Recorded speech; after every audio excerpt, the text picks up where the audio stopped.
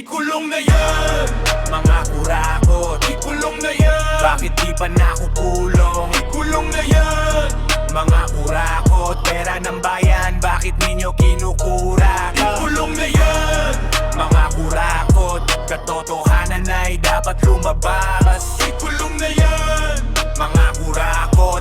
Para sa bayan na gustong umunlad. Bawat sentimo may katumbas na pag-asa. Pinaghirapan ng tao mula umaga hanggang gabi pa. Buwis na binabayaran para sa kinabukasan. Hindi para mawala sa gitna ng kaban. Maraming naghihintay ng tulong at serbisyo. Maraming nangangarap ng mas maayos na mundo.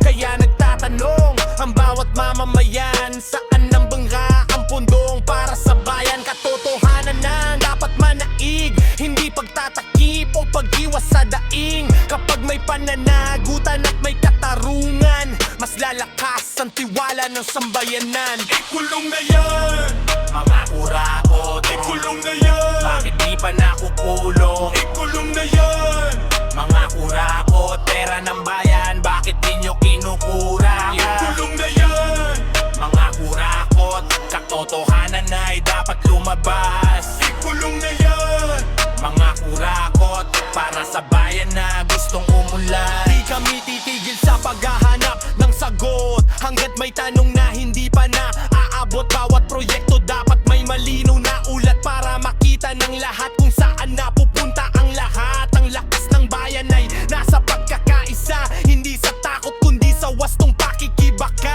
Kung may pagkakamali, dapat itama para ang sistema ay lalong gumanda. Walang sino man ang higit sa batas, mayaman man o mahirap dapat patas. Kapag ang tama ang siyang pinairal, mas maliwanag ang landas na tatahakin ng bayan. Panahon na para sa bagong umaga. Panahon na para sa tapat na gawa. Panahon na upang ang boses ng tao ay marinig ng malinaw sa buong mundo. Panahon na para sa bagong umaga. Panahon na para sa tapat na gawa. Panahon na upang ang boses ng tao ay marinig ng malinaw sa buong mundo.